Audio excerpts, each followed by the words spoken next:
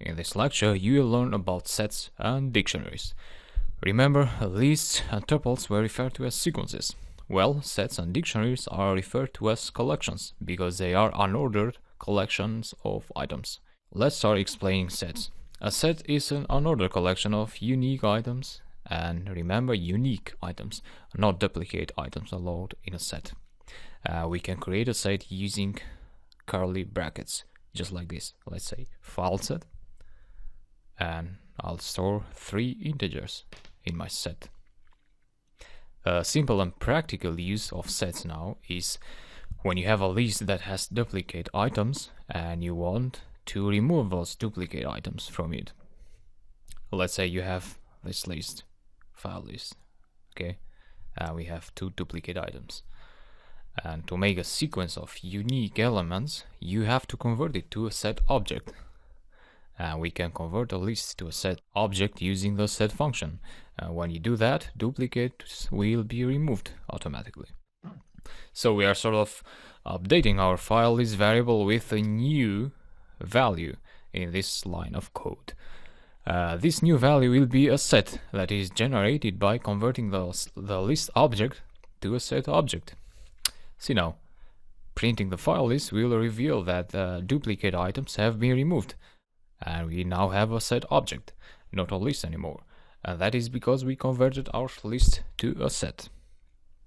But don't believe me and check the type of the object always. So, if you want to retain your list data type, you can convert the set back to a list using the list function this time. So file list equals list, and we pass the set object to the list function. More data types now. Dictionaries. Let's try to explain them by making a comparison with lists. So in the case of lists, we were able to access items using their indexes.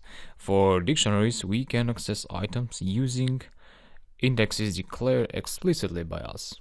Here's a dictionary. I'll call my dictionary file dict. We use curly brackets to define a dictionary, and then we write the index, a column, and the corresponding item. So don't forget that each item has its own data type. So if you use quotes for an item, that makes that particular item a string, and so on.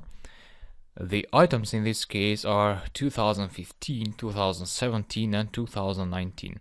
And they are referred to as values. So remember, values when we're talking about dictionaries. And the indexes are last year, this year, and next year. They are referred to as keys. So what we're dealing here is an object constructed by pairs of keys and values. Now, in the case of lists and tuples, we were able to access items using the default indexes. In the case of dictionaries, you can access the dictionary values using their corresponding keys. And that will return the value attached to the year key.